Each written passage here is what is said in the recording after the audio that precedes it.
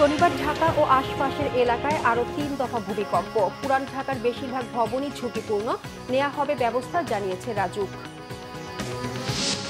একই দিনে নির্বাচন ও গণভোটের চ্যালেঞ্জ জয়ের আশা সিইসির, জামায়াতকে বিভ্রান্তি না ছড়ানোর আহ্বান বিএনপির। নির্বাচনী জেনোসাইডের শঙ্কা জামায়াত আমিরের, ১৪ দলসহ আওয়ামী লীগ ও জাপাকে ভোটে আনার ষড়যন্ত্র চলছে, অভিযোগ এনসিপির। ঢাকা সফরে ভুটানের প্রধানমন্ত্রী সেরিং তোবগে, স্বাস্থ্যসেবা ও ইন্টারনেট ব্যান্ড উইথ বিষয়ক ২ সমঝোতা সই।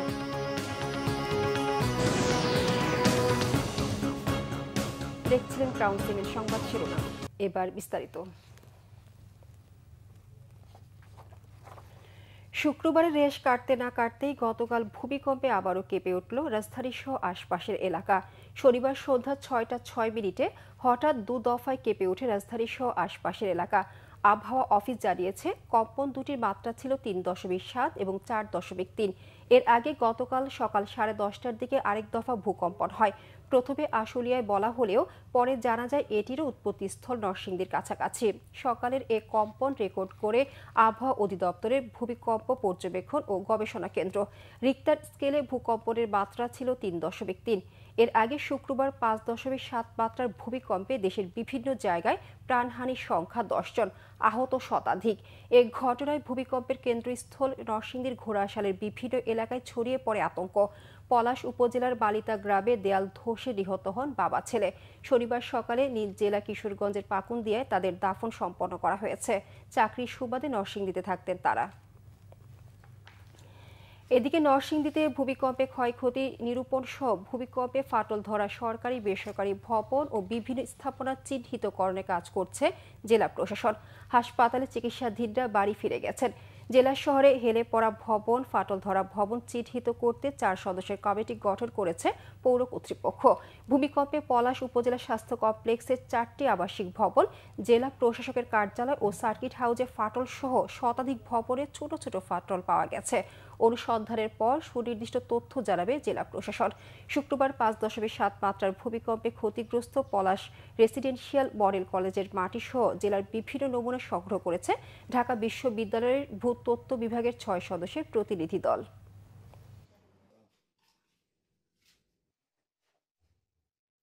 এইখানে যে ফাটলগুলো এগুলো আমরা দেখছি এবং এগুলার ওরিয়েন্টেশন মাপতেছি এবং তার ভার্টিক্যাল এক্সটেনশন কত এগুলা দেখতেছি এবং এগুলাকে পরে সমন্বয় করে আমরা এই ভূমিকম্পের কারণে কি কি ক্ষতি হয়েছে এগুলাকে আমরা আপাতত সংগ্রহ করতেছি। এই ভেলে পড়া ভবন এবং ফাটল ধরা যে ভবনগুলো রয়েছে সেগুলো চিহ্নিত করার জন্য পৌর এলাকায়, নরসিংদী সদর পৌর এলাকায় পৌরসভার নির্বাহী প্রকৌশলীকে সভাপতি করে পরিদর্শন করে তারা কি পরিমাণ ক্ষয়ক্ষতি হয়েছে বিভিন্ন স্টেক হোল্ডারদের সাথে, ভবন মালিকদের সাথে কথা বলে এগুলো নিশ্চিত করবেন। পরবর্তীতে জেলা পর্যায়ে যে কমিটি হবে সেই কমিটির মাধ্যমে পরবর্তী সিদ্ধান্ত জানানো হবে। রাজধানীর পুরান ঢাকার ঝুঁকিপূর্ণ ভবনগুলো চিহ্নিত করে ব্যবস্থা নেওয়ার আশ্বাস দিয়েছেন রাজধানী উন্নয়ন কর্তৃপক্ষ রাজুকের চেয়ারম্যান। ভূমিকম্পে ক্ষতিগ্রস্ত রাজধানীর কসাইটুলিতে দুর্ঘটনা কবলিত ভবনটি শনিবার সকালে পরিদর্শনে গিয়ে তিনি একথা বলেন। এদিকে পুরান ঢাকার বাসিন্দারা বলছেন, ঝুঁকিপূর্ণ ভবনগুলো নিয়ে বছরের পর বছর সরকারের পরিকল্পনা থাকলেও কাগজে কলমে তার বাস্তবায়ন নেই ছিটে ফোটাও। রিপোর্ট ফজলে রাব্বির। রাজধানীর লালবাগ, চকবাজার, বংশাল থানাসহ বেশ কয়েকটি থানা নিয়ে অবস্থিত পুরান ঢাকা এলাকা, যেখানে বসবাস লক্ষাধিক মানুষের। বহু বছর ধরেই অপরিকল্পিত নগরায়ন গড়ে ওঠায় তীব্র ভূমিকম্প ঝুঁকিতে আছে এলাকাটি। এরই মধ্যে গতকাল ৫.৭ মাত্রায় ভূমিকম্পে ৭তলা ভবনের ছাদের রেলিং ভেঙে নিহত হন ৩ জন। এলাকাবাসী বলছেন, পুরান ঢাকা কেন্দ্রিক নানান পরিকল্পনা নেওয়া হলেও কাগজে কলমে কিছুই বাস্তবায়ন হয় না, ফলে চরম ঝুঁকিপূর্ণ অবস্থায় বসবাস করতে হচ্ছে তাদেরকে।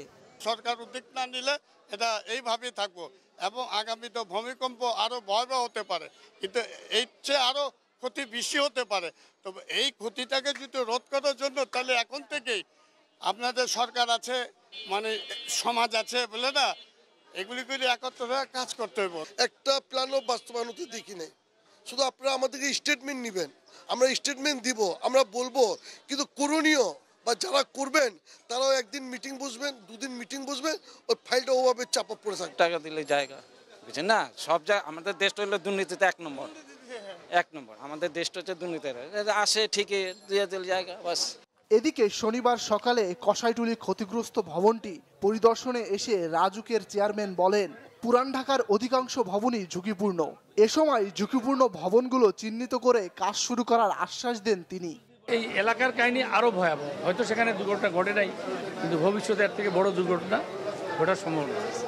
কারণ দেখেন ওইটা হয়েছে, এইটা হয়েও লোক মারা যেতে পারতো, মানে আর যদি 10 সেকেন্ড এই কন্টিনিউ করতো, আল্লাহ না করুক, তাহলে যে কী হইতো এটা উই ডোন্ট।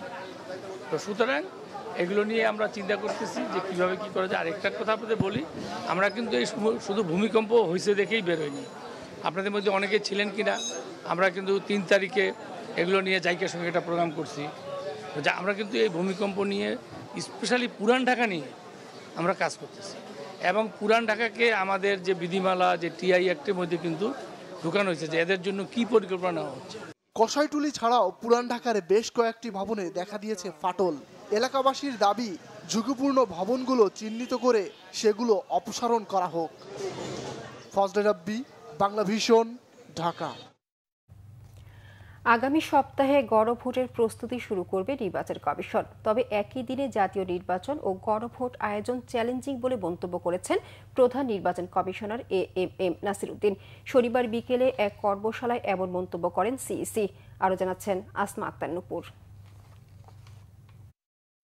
শনিবার রাজধানীর একটি হোটেলে Asian network for free election আয়োজন করে দিনব্যাপী এক কর্মশালার। এতে বাংলাদেশ নির্বাচন কমিশনের সাথে অভিজ্ঞতা বিনিময় করেন বিদেশি প্রতিনিধিরা। সকালে নির্বাচন কমিশনার আবুল ফজল মোহাম্মদ সানাউল্লাহ বলেন, ত্রয়োদশ সংসদ নির্বাচন একটি ঐতিহাসিক নির্বাচন হবে। এর মাধ্যমে গণতন্ত্রের পুনঃসূচনা হবে। The election today is being free but not fair. সুষ্ঠু, গ্রহণযোগ্য ও নিরপেক্ষ নির্বাচন দিতে প্রস্তুত কমিশন। ত্রয়োদশ সংসদ নির্বাচন হবে একটি ঐতিহাসিক নির্বাচন, যার মাধ্যমে গণতন্ত্রের পুনঃসূচনা হবে। Because of the intervention of social media. আর সমাপনী বক্তব্যে প্রধান নির্বাচন কমিশনার বলেন, অতীতে একজনের ভোট আরেকজনে দেয়া কিংবা মৃত ভোটারদের ভোট দেওয়ার বিষয়ে সতর্ক অবস্থানে রয়েছে কমিশন। বিভিন্ন সময় পত্রপত্রিকায় দেখেছি যে একজনের ভোট একজনে দিয়ে গেছে, অতীতে 3টা ইলেকশনে তাই হয়েছে। প্রায় 21 লক্ষ ভোটার মারা গেছে বহু আগে, কিন্তু তাদের নাম তো রয়ে গেছিল ভোটার লিস্টে। সিইসি বলেন, একই সাথে জাতীয় নির্বাচন ও গণভোটের আয়োজন করা কমিশনের জন্য অন্যতম চ্যালেঞ্জ। গণভোটের ব্যাপারে আপনারা যে 4টা প্রশ্ন দেখেছেন, এটা অলরেডি পত্রপত্রিকায় এসছে। এক্স্যাক্টলি ওই 4টা পয়েন্টে হ্যাঁ না বলতে হবে, এটা বুঝতেছি আমি। এটা আইনটা না হওয়া পর্যন্ত exactly what will be the language in the ballot, এটা আমি বলতে পারবো না। আই ক্যানট গ্যারান্টি যে আইনটা হলে আইনের মধ্যে বলা থাকবে এই জিনিসটা, এটার মধ্যে হ্যাঁ না করতে হবে। প্রবাসী ভোটারের নিবন্ধন দেওয়ার জন্য প্রবাসীদের বাংলাদেশের নাগরিকত্ব প্রমাণের বিষয়ে জোর দিয়েছে কমিশন। আসমা আক্তার নূপুর, বাংলা ভিশন, ঢাকা।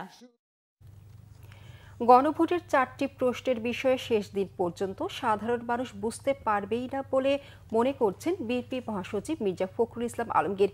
তিনি বলেন, সাধারণ মানুষ যা বুঝতে পারে সেই পদ্ধতির প্রস্তাব দিয়েছিল বিএনপি। মানুষকে বিভ্রান্ত করতেই পিআর এর জন্য চিৎকারকারী দলগুলো এখন নির্বাচনের প্রস্তুতি নিচ্ছে। মিরাজ হোসেন গাজী রিপোর্ট। ইসলামিক ফাউন্ডেশনের মসজিদ ভিত্তিক গণশিক্ষার কেয়ারটেকারদের বিভিন্ন দাবি দেওয়া নিয়ে রাজধানীর ডিপ্লোমা ইঞ্জিনিয়ার্স ইনস্টিটিউশন মিলনায়তনে এই আলোচনা সভা। এতে প্রধান অতিথি বিএনপি মহাসচিব মির্জা ফখরুল ইসলাম আলমগীর বলেন, সরকার পরিচালনার দায়িত্ব পেলে দাবিগুলো বাস্তবায়ন করবে তাদের দল। এ সময় মির্জা ফখরুল ইসলাম আলমগীর বলেন, সাধারণ মানুষ গণভোটের বিষয়ে এখনো পরিষ্কার কিছু বুঝতে পারছে না। গণভোট করবেন, গণভোটে থাকবে আর হ্যাঁ না। এখন গণভোটে নাকি 4টা প্রশ্ন থাকবে, 4টা প্রশ্ন একটা গণভোটের ব্যালটে। এটা মানুষ কিছু এখন পর্যন্ত বুঝতেই পারছে না, কেউ বুঝতে পারছে না, শেষ দিন পর্যন্ত বুঝতেও পারবে না। দেখবেন শেষ দিন পর্যন্ত কেউ বুঝতেও পারবে না।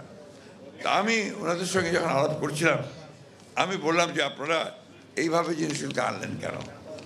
আপনারা এমনভাবে আনেন যেন মানুষ আস্তে আস্তে ধাতস্থ হতে পারে। পরিবর্তন তো আমরা চেয়েছি। বিএনপি আমরা 2016 সালে দেশনেত্রী বেগম খালেদা জিয়া প্রথম তিনি ভিশন 2030 দিয়েছিলেন। মির্জা ফখরুল বলেন, একটি দল বিগত 10 বছর ফ্যাসিবাদের বিরুদ্ধে দৃশ্যমান কোনো ভূমিকা না রাখলেও এখন নানা ইস্যুতে ভুল কথা বলে জনগণকে বিভ্রান্ত করছে। একটা রাজনৈতিক বল সমানে চিৎকার করছে পিআর দিতে হবে, পিআর দিতে হবে, পিআর না হলে নির্বাচন হবে না। অনেক হুঙ্কার টুঙ্কার হয়েছে, তাই না? এখন আবার সুর নরম হয়ে গেছে। এখন দেখা যাচ্ছে নির্বাচনের জন্য সব চতুর্দিকে দৌড় ডাকডোল চলছে, তাই তো? তো এই জিনিসগুলো ঠিক না। কিছুক্ষণ আগে একজন বললেন যে জামাতের টিকিট কাটলে জান্নাতের টিকিট কাটা হবে। দাও, কোথায় আছে আমাকে বলুক, তারা দেখিয়ে দিক কোথায় আছে। এবং এটা ঠিক না, ধর্মকে ব্যবহার করে রাজনৈতিক ফায়দা নিয়ে নেওয়া, এটা কখনোই আপনার ইসলাম এই কথা বলে না। এদিকে রাজশাহী মহানগর বিএনপির নতুন কমিটির নেতাদের নিয়ে শহীদ রাষ্ট্রপতি জিয়াউর রহমানের সমাধিতে শ্রদ্ধা নিবেদন করেন দলের সিনিয়র যুগ্ম মহাসচিব রুহুল কবির রিজভী। এ সময় তার সাথে ছিলেন রাজশাহী মহানগর বিএনপির বিভিন্ন পর্যায়ের নেতাকর্মীরা। মিরাজ হোসেন গাজী, বাংলা ভিশন, ঢাকা। জামায়াত ইসলামীকে জনদাবির সাথে একাত্মতা প্রকাশের আহ্বান জানিয়েছেন বিএনপি স্থায়ী কমিটির সদস্য সালাউদ্দিন আহমেদ। বলেন, যারা 24-এর চেতনাকে নিয়ে এককভাবে রাজনৈতিক ব্যবসা করতে চাচ্ছে তাদেরকে আওয়ামী লীগ থেকে শিক্ষা নিতে হবে। আর বিএনপি চেয়ারপারসনের পররাষ্ট্র বিষয়ক উপদেষ্টা কমিটির বিশেষ সহকারী ইশরাক হোসেন বলেছেন, বাংলাদেশকে আর করদ রাষ্ট্রে পরিণত করতে দেয়া যাবে না। শনিবার রাজধানীতে এক সমাবেশে এসব কথা বলেন তারা। বিস্তারিত জানাচ্ছেন মামুন আব্দুল্লাহ। শনিবার কেন্দ্রীয় শহীদ মিনারে স্বাধীনতা, সার্বভৌমত্ব ও গণতন্ত্র রক্ষায় মুক্তিযোদ্ধা ও মুক্তিযুদ্ধের প্রজন্মর অতন্দ্র প্রহরী শীর্ষক সমাবেশের আয়োজন করে বাংলাদেশ জাতীয়তাবাদী মুক্তিযোদ্ধা দল ও মুক্তিযুদ্ধের প্রজন্ম। এতে বক্তব্য রাখেন বিএনপির বিভিন্ন পর্যায়ের নেতারা। এখনও দেশের সংকট কাটেনি উল্লেখ করে বক্তারা বলেন, ভারতের আধিপত্যবাদ পাকাপোক্ত করতেই আওয়ামী লীগের জন্ম হয়েছিল। আমাদের প্রতিবেশী রাষ্ট্র ভারত তাদের ক্ষমতাকে পাকাপোক্ত করার জন্য বা তাদের আধিপত্যবাদকে প্রতিষ্ঠা করার জন্য আওয়ামী লীগের জন্ম।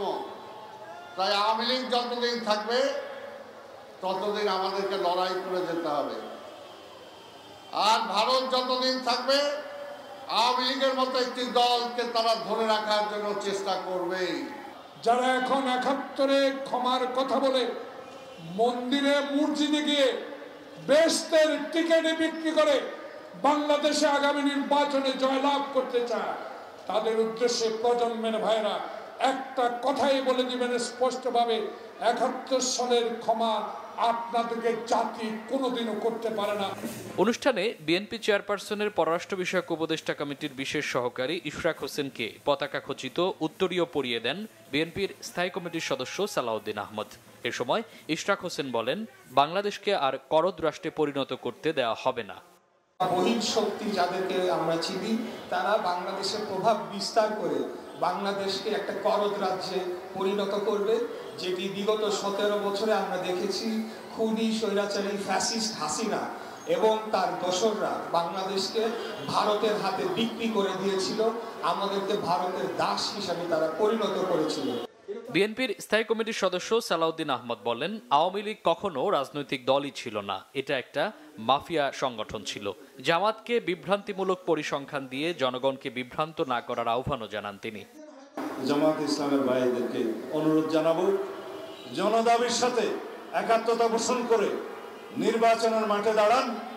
আপনারা যখন আন্দোলনের ঘোষণা দিয়ে যমুনার সামনে অবস্থান দেওয়ার ঘোষণা দিয়ে যমুনা থেকে সরে এসে এখন গঙ্গার কিনারে দাঁড়িয়েছেন, আশা করি আপনারা ভবিষ্যতে জনগণের ময়দানে, নির্বাচনের ময়দানে অতি শীঘ্র আপনারা অবতরণ হবেন।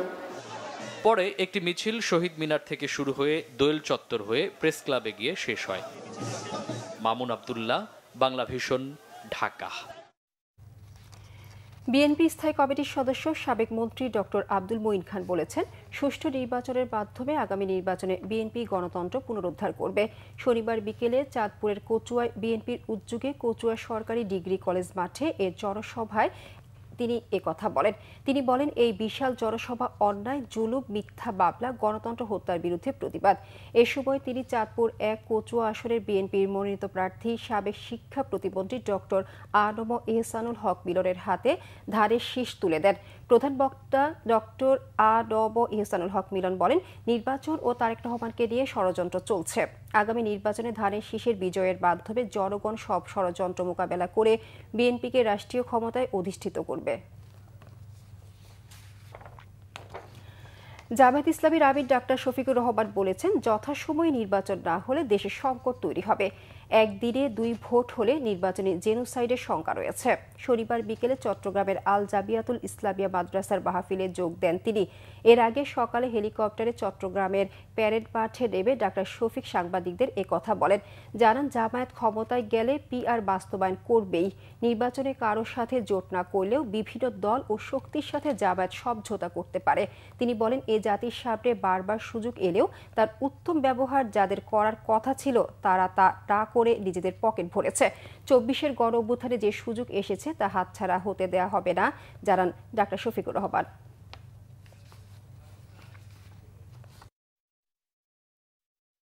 দেশকে সত্যিকার মুক্তির স্বাদ এনে দেওয়ার জন্য দুর্নীতির বিরুদ্ধে এ যুদ্ধ আপসহীন। এই যুদ্ধে ইনশাআল্লাহ আমরা কারো কাছে মাথা নত করব না। আমরা এই যুদ্ধে আমাদের ডেস্টিনেশনে গন্তব্যে না পৌঁছা পর্যন্ত কোনো কিছু আমাদেরকে থামাতে পারবে না। আমরা ইনশাআল্লাহ থামব না। নির্বাচন সামনে রেখে আওয়ামী লীগ জাতীয় পার্টি ও 14 দলের শরিকদের রাজনীতিতে পুনর্বাসনের দেশি বিদেশি ষড়যন্ত্র চলছে বলে অভিযোগ করেছেন জাতীয় নাগরিক পার্টি এনসিপির আহ্বায়ক নাহিদ ইসলাম। জুলাই গণহত্যার বিচারের রায় কার্যকর দল হিসেবে আওয়ামী লীগ ও শরিকদের বিচারের দাবিতে শনিবার বিকেলে বাংলা মোটর থেকে প্রেস ক্লাব পর্যন্ত গণমিছিল শেষে একথা বলেন তিনি। নাহিদ ইসলাম বলেন, শেখ হাসিনাকে আশ্রয় দিয়ে ভারত বাংলাদেশের নাগরিকদের বিপক্ষে অবস্থান নিয়েছে। তাদের উচিত শেখ হাসিনাকে ফেরত পাঠিয়ে বন্ধুত্বসুলভ আচরণ করা। বাংলাদেশের কোনো রাজনৈতিক দলও আওয়ামী লীগ ও তাদের দোসরদের ভোট ব্যাংক ভাঙাতে রাজনীতি করছে বলে অভিযোগ করেন নাহিদ ইসলাম। যত ধরনের কূটনৈতিক রাজনৈতিক তৎপরতা করা প্রয়োজন, এই অন্তর্বর্তী সরকার সেই তৎপরতা শুরু করবে বলে আমরা আশা করছি। এবং জাতীয় পার্টি সহ আওয়ামী লীগের সহযোগী যে দলগুলো রয়েছিল তারা সমান অপরাধ এবং তাদেরকে বিচারের আওতায় আনতে হবে। আমরা দেখতে পাচ্ছি জাতীয় পার্টির নামে আওয়ামী লীগ পুনর্বাসনের ষড়যন্ত্র এবং পরিকল্পনা চলছে। রাজধানীর বকশীবাজারে আলিয়া মাদ্রাসায় দুপক্ষের মধ্যে সংঘর্ষের ঘটনায় বেশ কয়েকজন শিক্ষার্থী আহত হয়েছেন। এতে ব্যাপক উত্তেজনা ছড়িয়ে পড়ায় পরিস্থিতি মোকাবেলায় আলিয়া মাদ্রাসা এলাকায় অতিরিক্ত পুলিশ ও সেনা সদস্য মোতায়েন করা হয়। শনিবার রাত 10টার দিকে এই সংঘর্ষ শুরু হয়। আহতরা ঢাকা মেডিকেল কলেজ হাসপাতালে প্রাথমিক চিকিৎসা নেন। এই ঘটনার জেরে মাদ্রাসা ক্যাম্পাসে বিক্ষোভ করেন শিক্ষার্থীরা। প্রত্যক্ষদর্শীরা জানান, রাত 11:15টার দিকেও মাদ্রাসার হলে বেশ কয়েকজন শিক্ষার্থী অবরুদ্ধ করে রাখা হয়।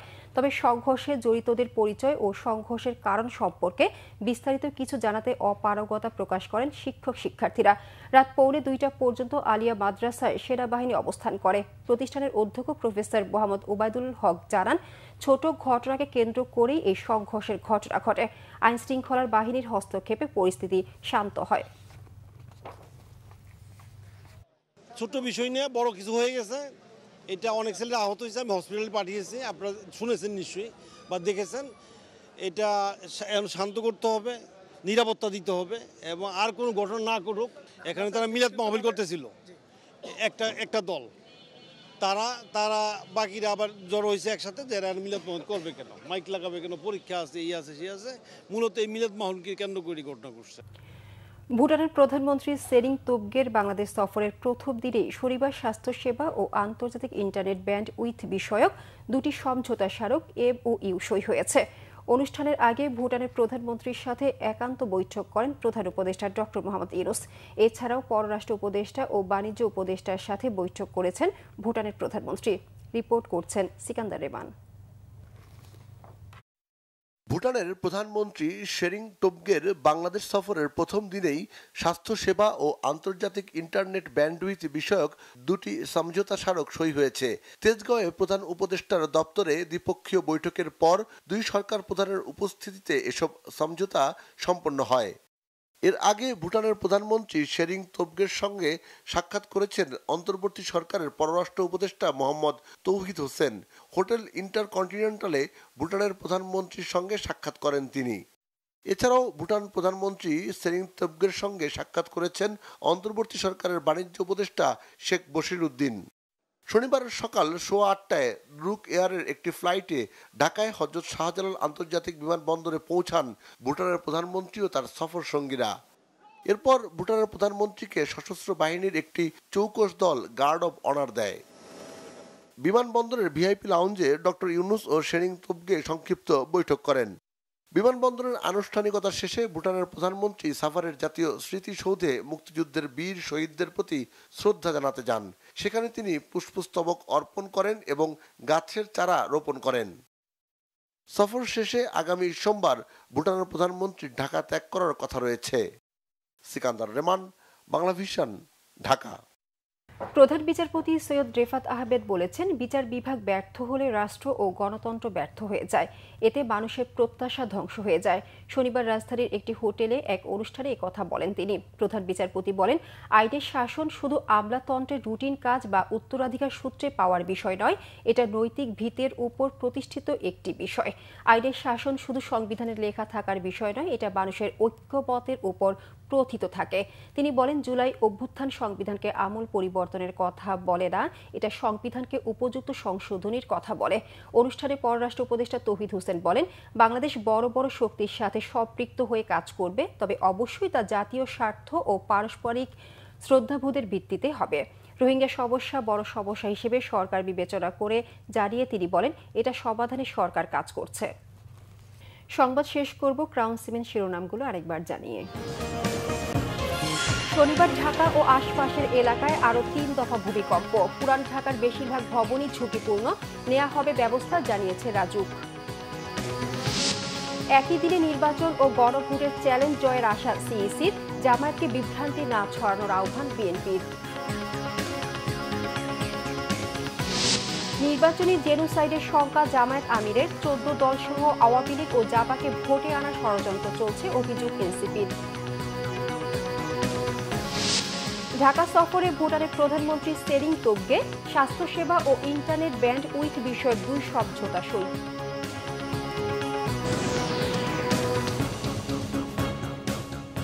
এই ছিল এখনকার মতো, পরের সংবাদ সকাল 10টায়। এর আগে 9টায় রয়েছে নিউজ টপ 10 দেখার আমন্ত্রণ রইল। এছাড়া বাংলা ভিশন সংবাদ ও সংবাদ সংশ্লিষ্ট অনুষ্ঠান দেখতে ভিজিট করুন www.bvtnews24.com ও facebook.com/banglavishnewsে এবং সাবস্ক্রাইব করুন youtube.com/banglavision news। ধন্যবাদ সবাইকে।